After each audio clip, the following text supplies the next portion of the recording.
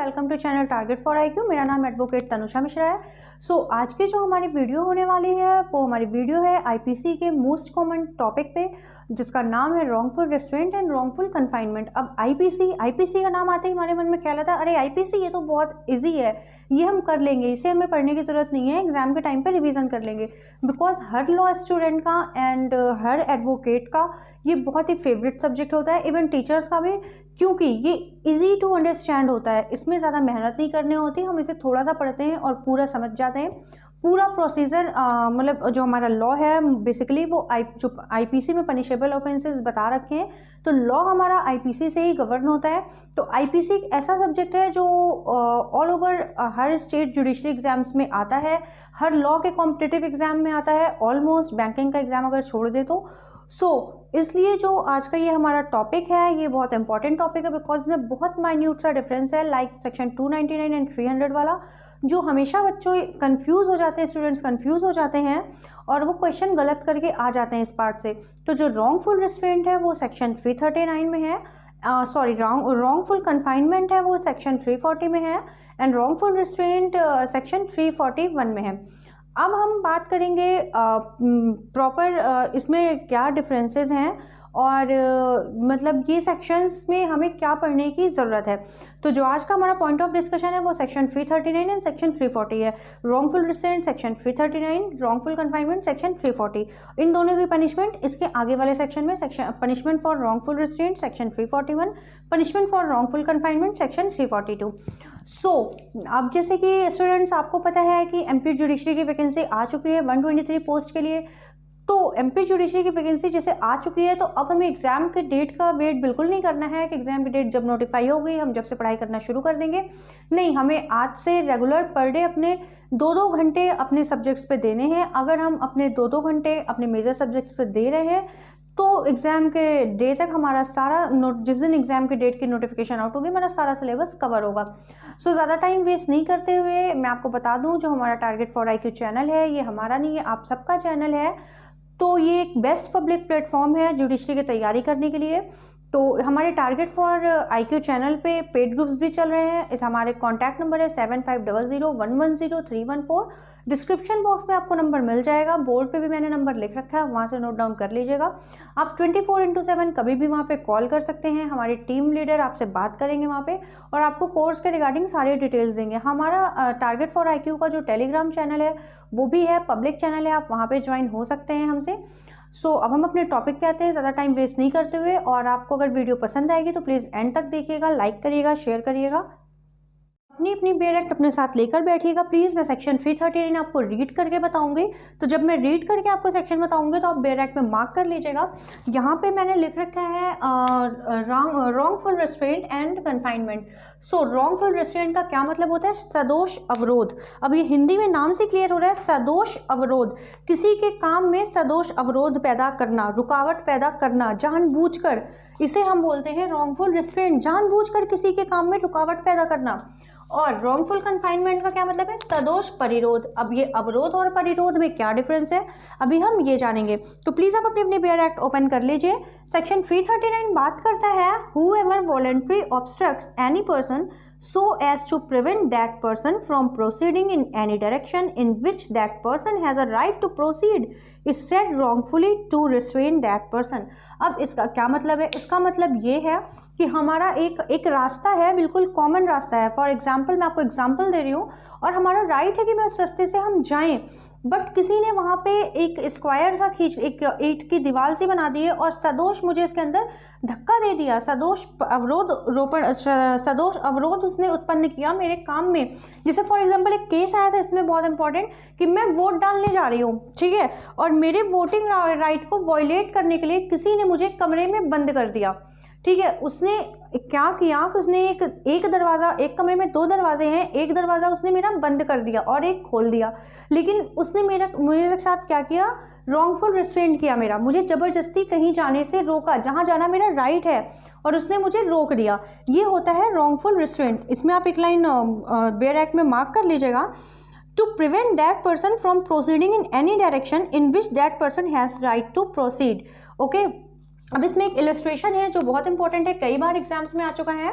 A abstracts a path along which Z has a right.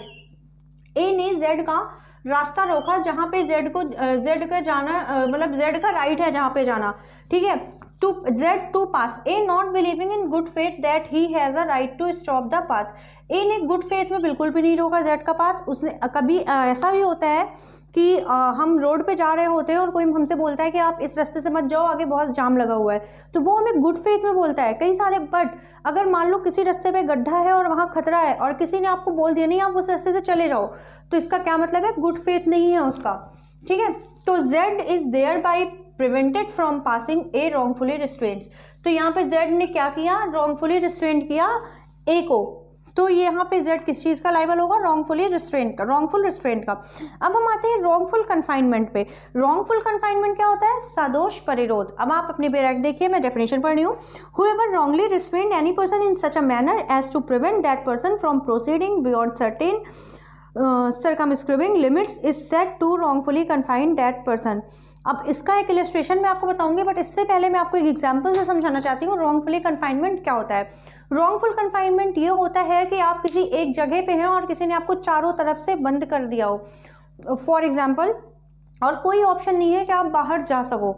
For example आपने वो गाना सुना होगा, हम तुम एक कमरे में बंद हो और चाबी खो जाए। इससे आप याद रखिएगा कि मैम ने हम तुम एक कमरे में बंद हो और चाबी खो जाएगा एग्जाम्पल दिया था। ये होता है रॉन्गफुल कन्फाइनमेंट, टोटली हमें कन्फाइन कर लिया गया है, अब हम कहीं भी नहीं जा सकते, हम कुछ नहीं कर सकते। तो क्या है ये रॉन्गफुल कन्फाइनमेंट, कहाँ दे रखा है, सेक्शन 340 में, ठीक है। ये दो चीज़ क्लियर हो गई, रॉन्गफुल रिस्ट्रेंट सदोष अवरोध, जानबूझ के अवरोध उत्पन्न करना, एंड रॉन्गफुल कन्फाइनमेंट सदोष परिरोध, सेक्शन 339 एंड सेक्शन 340। सो जो इसका इलस्ट्रेशन है वो आप ध्यान से सुनना। A causes Z to go within a walled space and locks him there in. वही बात आ गई ना, हम तुम एक कमरे में बंद हो और चाबी खो जाए। किसी ने ज़बरदस्ती मुझे कमरे में धक्का दिया और बाहर से दरवाज़ा लॉक कर दिया, ठीक है, locks therein, A is thus prevented from proceeding in any direction beyond circumscribing line of wall. A wrongfully confines Z.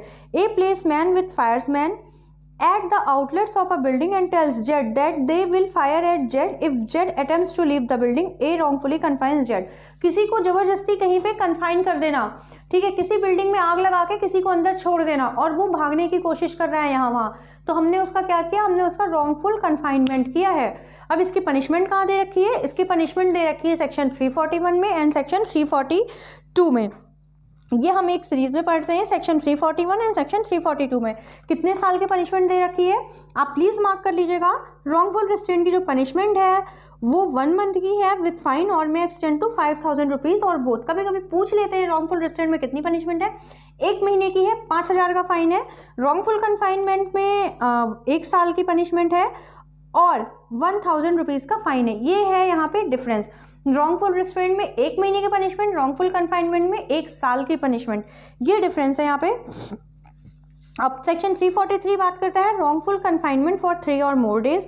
Section 344 most important for MP judiciary के लिए इंपॉर्टेंट है, डायरेक्ट क्वेश्चन आया था वहाँ से, रॉन्गफुल कन्फाइनमेंट फॉर 10 और more days. तो ये इंपॉर्टेंट क्वेश्चन है कि रॉन्गफुल कन्फाइनमेंट 10 या 10 दिन से ज़्यादा किस सेक्शन में दे रखा है, सेक्शन 344 में।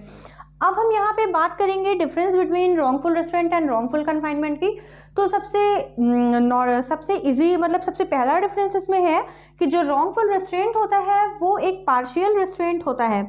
It is a partial restraint of a personal liberty of a person, ठीक है, किसी को पार्शियली रोकना। जैसे मैंने आपको बताया कि किसी ने एक कमरे में एक बंदे को बंद कर दिया, एक दरवाज़ा तो बंद कर दिया, दूसरा खुला है कि आप वहाँ से चले जाओ, लेकिन वहाँ से जाने का रास्ता थोड़ा टेढ़ा मेढ़ा है, ठीक है, तो ये रॉन्गफुल रिस्ट्रेंट करना हुआ किसी को। एंड रॉन्गफुल कन्फाइनमेंट का मतलब है इट इज़ एन एब्सोल्यूट और टोटल रिस्ट्रेंट और एब्स्ट्रैक्शन ऑफ पर्सनल लिबर्टी, किसी को जबरदस्ती टोटली रिस्ट्रेंट करना। भाई मैं वोट डालने जा रही हूँ और तुम मेरा वोटिंग राइट छीन रहे हो, दरवाज़ा चारों तरफ से बंद कर दे रहे हो और चाबी खुआ दे रहे हो, तो ये हो गया कि एब्सोल्यूट और total restraint. And second difference, it does not imply wrongful confinement, it implies wrongful restraint, it is a forum of wrongful restraint. It and wrongful restraint में इट इज़ नो लिमिट और boundaries are required. And wrongful confinement में in certain circumstances limits are always necessary. Wrongful confinement में limits हमेशा necessary होनी चाहिए। So ये था हमारा आज का topic, wrongful restraint and wrongful confinement. Hope आपको ये वीडियो पसंद आई होगी। ये हमारी छोटी सी वीडियो थी बट ये आपके लिए बहुत यूजफुल है। इसमें सेक्शन 344 बहुत इंपॉर्टेंट है, 10 या 10 दिन से ज़्यादा किसी को कन्फाइन करना। अगर आप हमारे टारगेट फॉर IQ चैनल से जुड़ना चाहते हैं, हमारी पेड ग्रुप ज्वाइन करना चाहते हैं, टेस्ट सीरीज लेना चाहते हैं, ये नंबर है 7500110314। आप इस नंबर पे कांटेक्ट कर सकते हैं एनी टाइम, हमारे टीम लीडर आपसे कांटेक्ट कर लेंगे। एंड अब अभी हम MP की जैसे कि वैकेंसी आई हुई है तो MP जुडिशरी का एक बैच शुरू करने वाले हैं, न्यू बैच जनवरी से। तो आप प्लीज़ इस नंबर पे इंक्वायरी करिए और हमारे बैच को ज्वाइन करिए। होप कि आपका टाइम वेस्ट नहीं होगा, आपको हम कुछ बेटर दे पाएंगे। Thank you so much for watching my video. अगर आपको कोई भी प्रॉब्लम है, कोई भी क्वेरी है इस वीडियो से रिगार्डिंग या मेरे किसी भी लेक्चर से रिगार्डिंग जो मैंने इस वीडियो में आपको बताया है, हो सकता है मेरे मुंह से भी कुछ गलत निकल गया हो, तो आप मुझे करेक्ट कर सकते हो कमेंट बॉक्स में। Thank you so much for watching my video. Thank you.